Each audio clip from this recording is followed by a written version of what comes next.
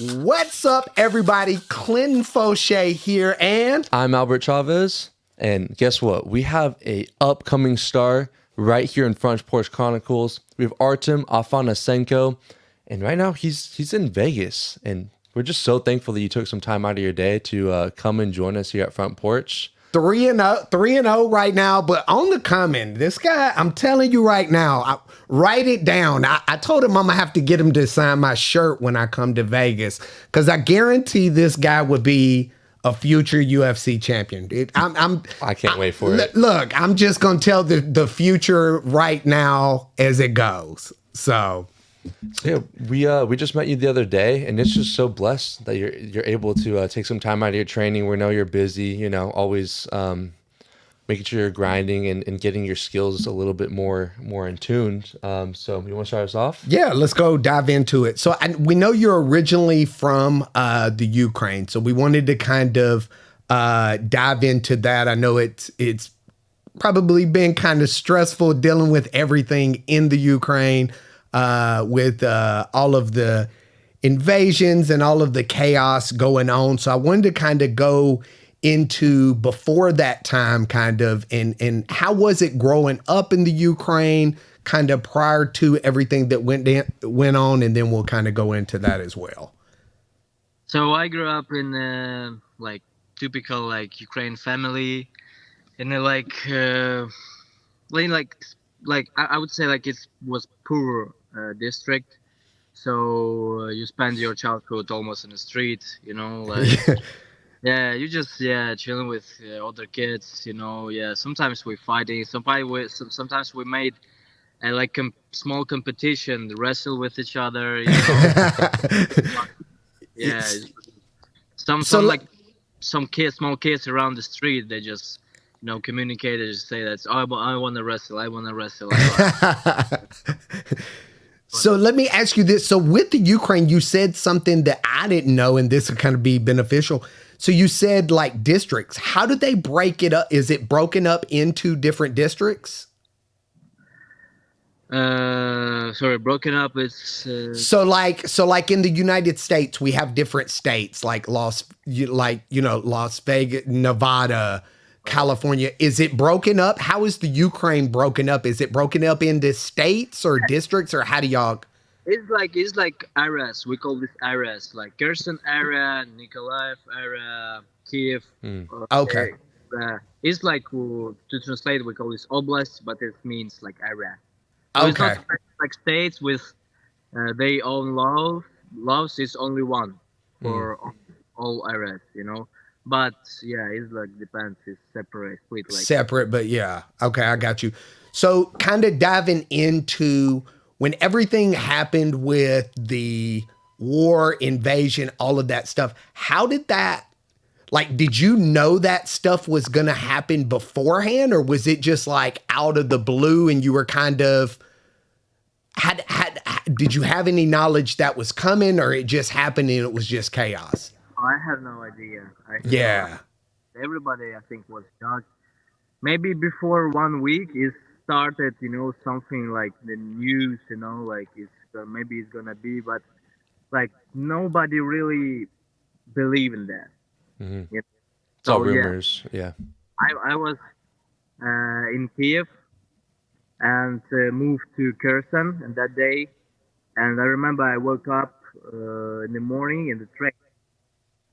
And like people around started like shouting, "Oh, the war started, the war started." I was shocked, like, really? Like, what's happened? I opened my phone, and everybody called me like, "Bro, war started. Like, come on, we should do something."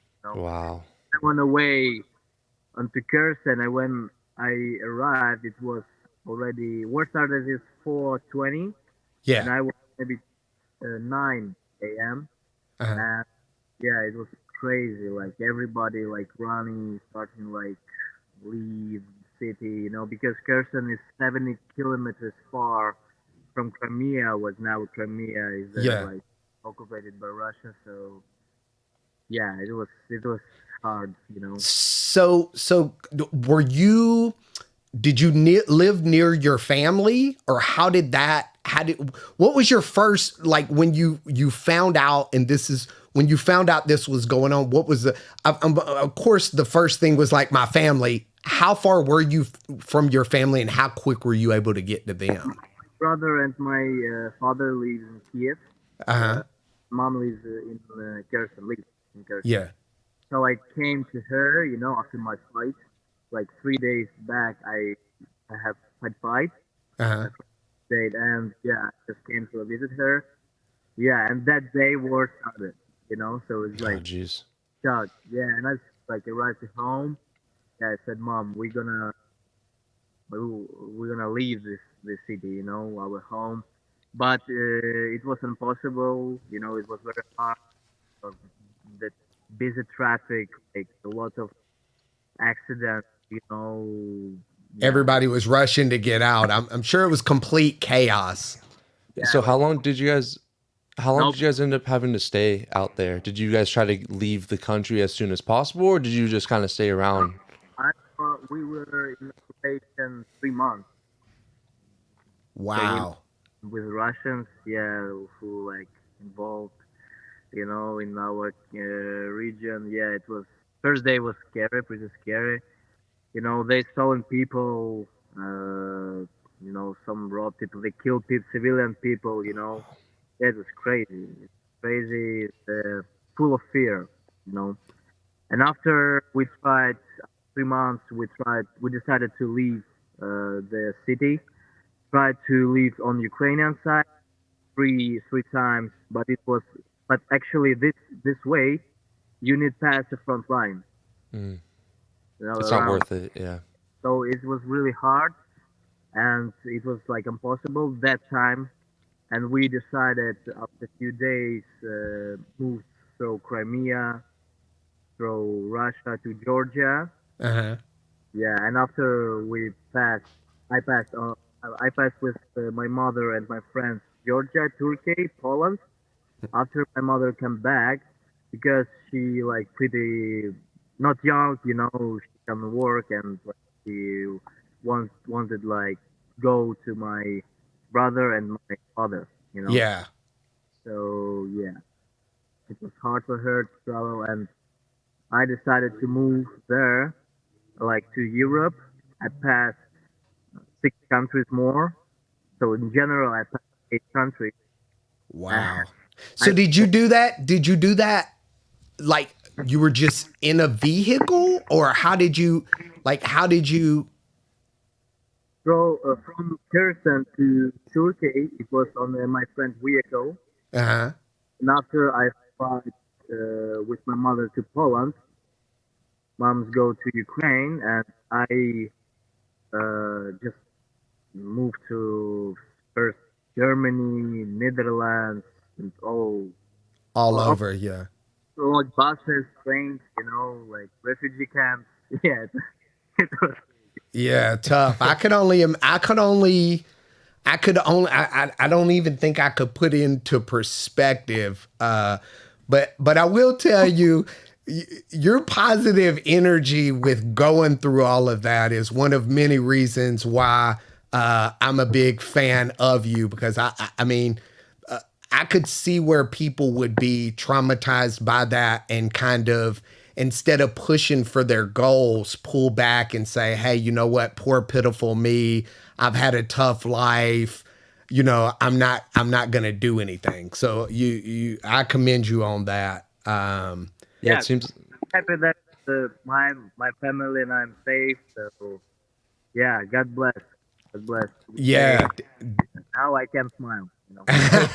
Well, it probably puts everything in perspective too. You really know what you're grateful for inside your heart, and as long as you have your family, right? And of course, you guys were going from country to country. You still had each other throughout thick and thin, and I'm sure it was really needed during times when it was very, very tough. Yeah, it was really tough. Yeah. And I don't think any opponent you're gonna fight is gonna spark any more fear than knowing that your home is getting invaded by another country. I don't think you kind of got that one knocked off. So going into being a fighter, I wanted to kind of dive into I know we talked about what age did you always know you wanted to be a fighter? I know you said y'all were always in the street wrestling and all of that.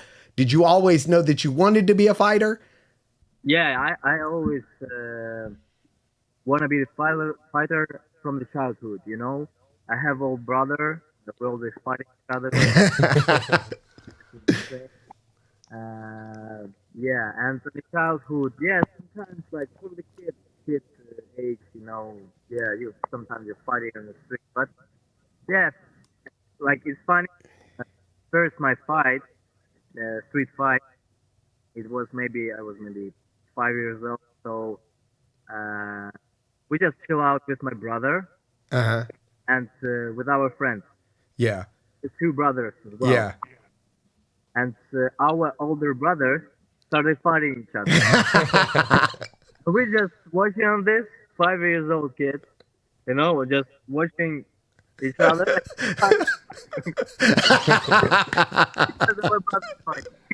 Tag team match. Tag team.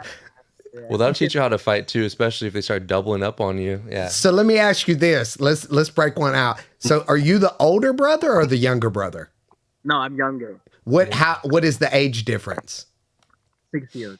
Oh, wow. Who would win in a fight? Now? Now. Always older brother. It's always funny. My younger brother, I'm the oldest, and my younger brother is probably 6'1", probably 200 pounds. His arms are so big that like he has to cut his sleeves. Like he's like The Rock. He's huge. I'm like 5'9". I'm like 185, not 190, around that. But if you ask my brother, he's an ex-Marine. Like he served in the Marine. Like but if you asked him, he would be like, people always, who would win in a fight between you and your brother? He was like, I wouldn't even try to fight my brother. I'm like, as long as you know, buddy, as long as you know. So let me ask you this. Speaking of going back to when you were a kid, who was your favorite fighter, and do you feel like you emulate your game kind of after them? So from childhood, since I like started doing MMA, my favorite fighter is John Jones. Ooh, the GOAT, the killer, the GOAT. Yeah. Yeah. That's nasty guy. So when you watch them, do you take specific things and try to like put it into your game? And when you do train, back in the day, yeah, I'm trying to like fighting like him, you know, but it wasn't hard. Yeah. Everybody wants to have a style like somebody else until they figure out that they have their own style and stick to their own style. After I understand that I need to do my own thing, so yeah, I'm different minds, different fighters, so yeah. But anyway, when I will meet with him, I would be like train with him. Maybe he teach me some. I told you Roberto Tusa is one of my best friends. I just had lunch with him a couple of weeks ago. He trains there at Jackson Wink, and he's the jiu-jitsu coach for John Jones. So I'm gonna have to make a VIP call and get us in and see if we can get some. Now I'm not sparring or training with him. I'm gonna leave that. You're still a young guy. I'm an older fella, so I'm gonna leave me to the management side of it and getting you to the UFC. I'm gonna let you do the sparring with John Jones, but I'm gonna try to make that happen. Okay. He's just a massive human being too. John, he's huge. He's like 6'5", 6'6". Well, you saw how big Tusa is. Yeah, and he makes him look small. And Tusa told me, I asked Tusa one time, and Tusa's a big guy. Tusa's 5-time, I think 6 times now, no-gi world champion. And I asked him, I said, hey, how was it training with John Jones, his jiu-jitsu? You know, they say he's not very, he said, whatever they say is a lie. He said he is big, he is strong, he is fast, and he said he is very smart fighter. A lot of people have this perception of him that he's crazy, but he only has athletic ability. But he said no, he studies the fight game constantly. He said when he goes into fights, he knows like what steps they're gonna make. Like he literally is like a junkie like that.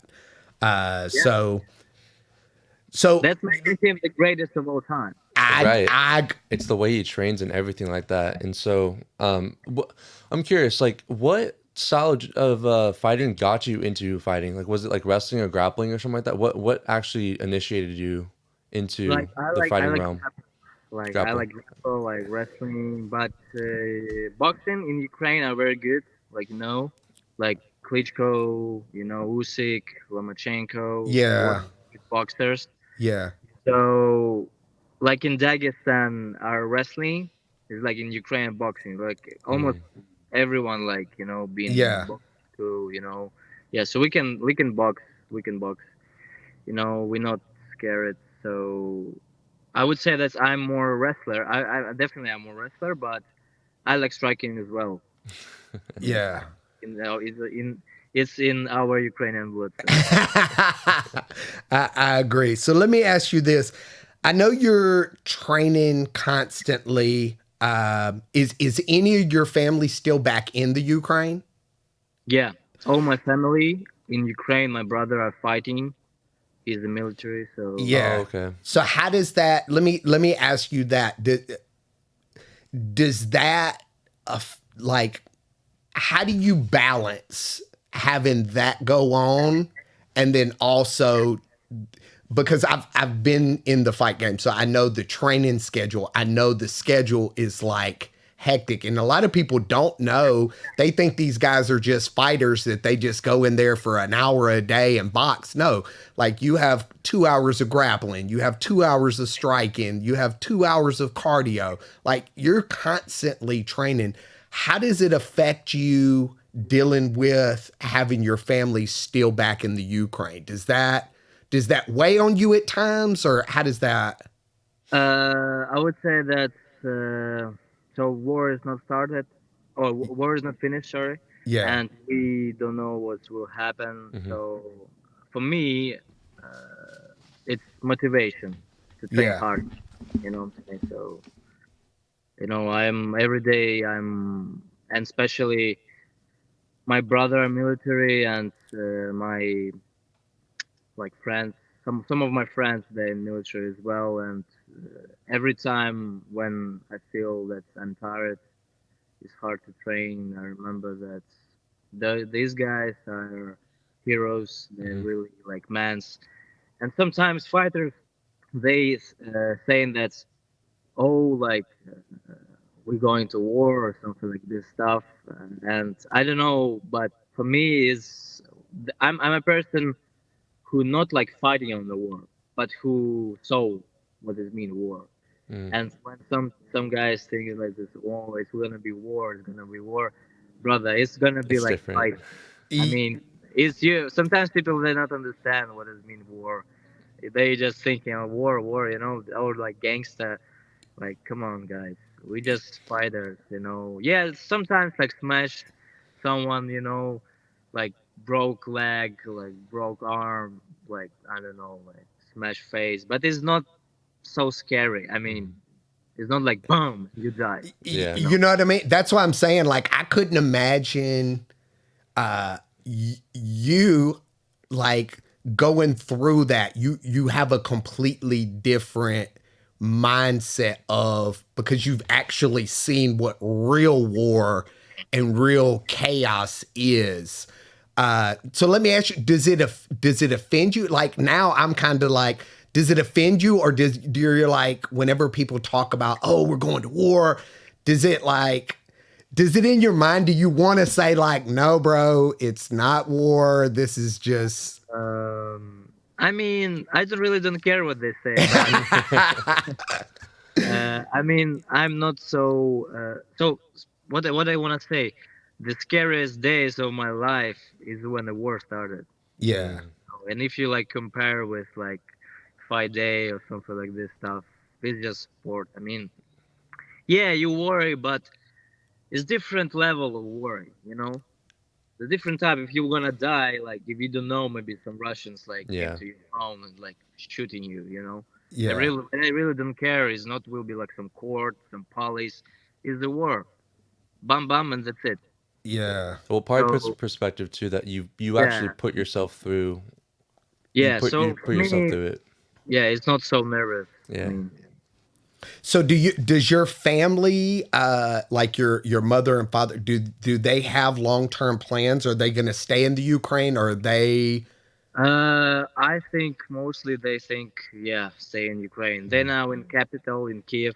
Kiev is safe place, pretty safe Yeah. than other, if you compare with Areas? other areas. Yeah, so yeah, Well, we'll that's see. We'll see, guys. yeah. So I know we talked about Las Vegas and being in Las Vegas.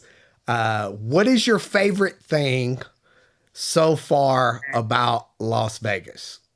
If I could say pick one thing, and that's a hard choice because there's a lot of things about Las Vegas to love. You know, I'm professional sportsman and like fighter, and my Yeah. favorite place in Las Vegas is my gym. I, I love that The answer. dedication too. Yeah. Speaking of Syndicate, I know you're training there with John Wood and beasts like Marab, Khalil Roundtree, Daniel D. Rod Rodriguez. There's so many savages at that gym. Let me ask you, I know coming from the Ukraine and you had a gym there that you trained out, coming over here, what have you learned from the fight game, kind of watching those guys, how they operate, how the business is handled, all of those things? Have you learned from them, and what have you learned? For sure, I would say that I learned like smart things, like more thinking in a fight. You know, not rush. Some technical moments like cage work. You know, yeah, and like focus, concentrate, and yeah. I mean a lot. I teach. I learn a lot. I would say that I learn a lot. I mean, some technical moments, you know. Sometimes, like we spar with Marab, you know. She smashed me, you know, and I say, brother, can you please tell me what my mistakes, you know? Well, So yeah, it's levels to the game, and it's yeah, funny that like we talked about this on the podcast a couple of weeks ago. People don't really know the levels to the game until they go up to the levels, and then it's like, holy cow, like not just the fighting side of it, but the way that their minds and the way that they make it a business and they operate their bodies as a business, what they eat, what they take into their body, the way that they train, the way that they heal. So, you know, it's a completely different thing. So stepping outside the gym for a second, what is it that you like to do? If we were like, hey, you got a day off, you cannot go to the office. You cannot go train. Look at you getting anxiety just thinking about it. If you could not go nowadays, into, I love it. I love it. But if you had it, if we forced you to take a day off, what would you want to do with that day off? I like trouble. Trouble. I will go to somewhere like Red Rock Canyon, you know, Far Valley. It's like places around the Vegas, you know, because I lived already almost 1 year in US, Yeah. and yeah, I've been in Vegas a lot, and I know Vegas very good. I love And Red Rock. I've been to the Strip, Fremont Street, you know, and I know all these places, like every like feet. So yeah, I would go outside, you know. Have you been to any of the UFC events since you've been out there? No, in Las Vegas not. I've been in UFC in Salt Lake City when Engagey fought with Poirier. Oh, Card. that's gonna be good. It was insane, right? Yeah, it was like especially that knockout, you know. Yeah, when Engagey knocked out Poirier, it was wow. It's always crazy. I've been to events. The most hyped event that I went to was in Austin, and it was weird because Hoffa wasn't fighting in RDA wasn't fighting at that event. But I was there with him. So they took us underground, like under to the tunnels, and there was all these superstars, and then they take us up, and I'm sitting by Henry Cejudo, and then on this side was RDA, and then on the other side of him was Chuck Liddell, and then Holly Holm, and I was like, it's a different world. like, yeah, like I grew up kind of like you. Like I grew up in a town in Alabama that was very poor. So if you were to tell me, like, I love fighting, I love the UFC, but if you were to tell me I would be sitting there with like Hall of Fame type people, I was just like, my mind was kind of blown. I was like, wow, this is crazy. It's probably one of the coolest events. Yeah, definitely. Yeah, UFC events are one of the best events ever. I grew up watching basketball, so that was always my favorite. And then we went a couple years ago to see Hoff fight. It'd be like 2 years in March, actually. Yeah. He was in Vegas, and we stayed at the Aria, and there he was at T-Mobile Arena. You could just feel the energy as soon as every single fighter's getting ready to just like enter, go into the Octagon. You hear their music, you hear their story, and you just really get the crowd effect when you actually step in there. And once he says fight and drops the mic. I always tell people you can never recreate that.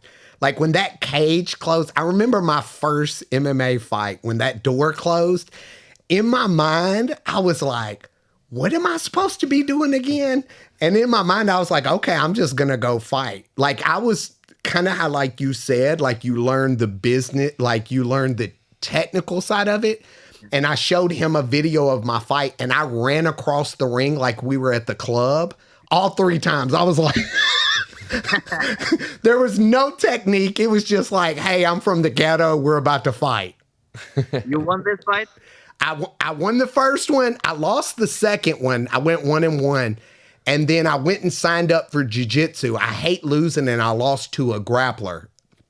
And I went to sign up at Gracie Baja in Alabama, and then I've been grappling ever since. And that became my first love. I was too old. I didn't start my first MMA fight. I started training for 6 months and took a fight, and I was 35 years old. So, yeah, it was 10 years ago. So after the second fight, I figured out 2 things. Number one, fighting for $500 probably wasn't very smart. And then number 2, I said, you know what? I'm going to leave this to the young fellas like you, and I'm going to come over here and do what I'm good at and stay in my lane. So for $500 in Ukraine, people kill each other in the cage. You know, it's funny. I was talking to RDA. I had him on the podcast, and we're really close. I had him on, and he was talking about back in Brazil, in Rio, when he was coming up before he started fighting. He said, man, I would fight 3 to 4 times a week for $400 to $500. Oh, wow. And I was like, so you think, and put into perspective, he's fought in the UFC, just in the UFC now, for 15 years, 45 fights, plus he fought people 4 and 5 times a week before he got to he's probably had 150 fights in his lifetime. I'm like, bro, holy cow, yeah. What a career. Like legend, GOAT status, and against such he's taking a lot of punches. He's taking a lot of time, and he's also has a lot of experience. I mean, he's got the UFC. Yeah. He's got the UFC record for the most times in most hours.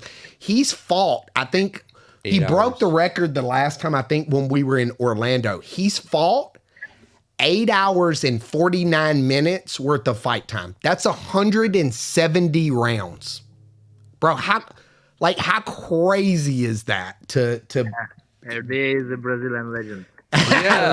legend. So a different game. Yeah. So let me ask you: are you watching the fights this weekend? Yeah, I'm gonna watch. Who are you? Like in the stadium, but yeah. I know, but I know who you're gonna say is the most interesting fight to you, and who you.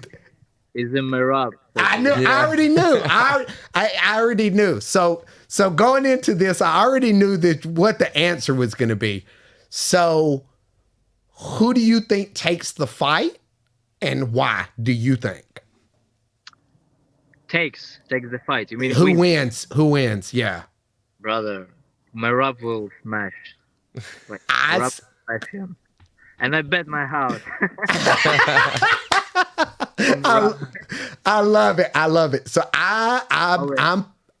I'm personally going with Marab too. I think his grappling and I think his mental game is so next level that I think he gets the win for sure. He definitely gets the win for the best Instagram. Dude, he comes out with the funniest. He comes out with Funny pose. he comes out with the funniest post that I have ever seen out there. So I've got Marab too. What other fight? If you were to pick a second fight, what would be the second fight you're in most? Volkanovski Topuria. Now let's see if we're on the same page. Who you got winning that one? This point, I don't know, but I think more chances for Volkanovski. I think Volkanovski. The reason is this. I think to beat somebody like that, you have to shut up and come in there and beat them. Ilya's been doing so much talking this whole past 2 weeks. I'm going to dominate him.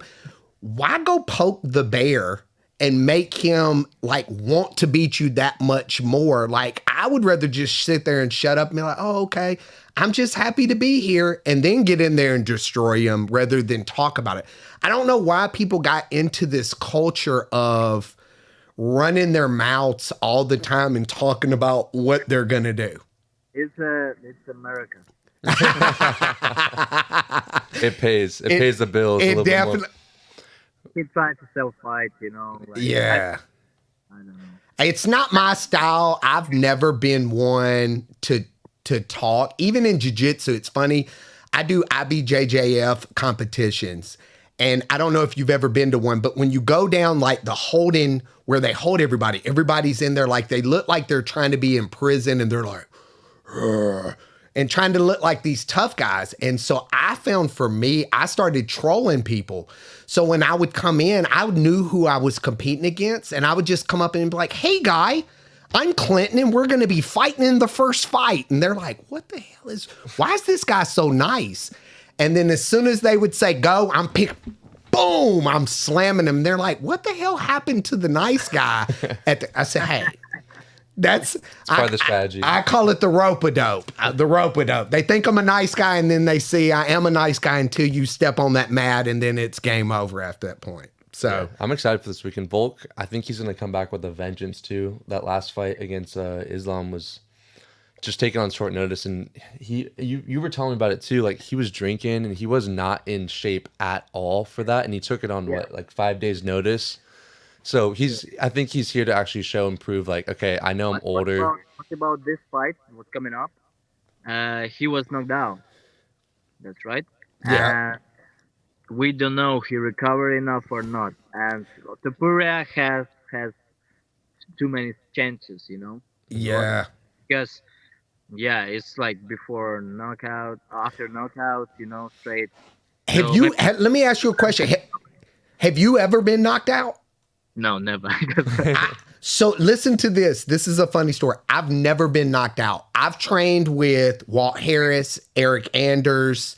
I've trained with some of the best fighters out there. I've sparred with them, trained with them, everything. Never been knocked out.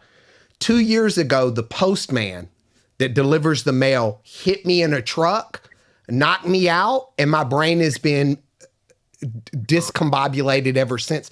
So I agree, and I tell people all the time, you actually are the first person that ever said the truth. When you get knocked out, it messes with your equilibrium. It takes a while. It's like a bruise. And you don't just recover from that in a month or 2 months. Sometimes it could take 6 months. Sometimes it could take a year. Sometimes you might be done. It could take one punch to knock something loose and be done. So I agree. We'll see. So we know you got a lot of stuff going on, so we'll finalize this. we know that you are on the path to being a UFC legend. You've seen a lot of stuff. You've been through a lot of stuff. And so if today was your last day on earth, if you knew that you had nothing past that, what is the one thing that you would want to be remembered for? That's a deep one. Me? Yeah. What would you want people to say about you whenever you're gone? No. That's a deep one. Think about it for a second if you need to.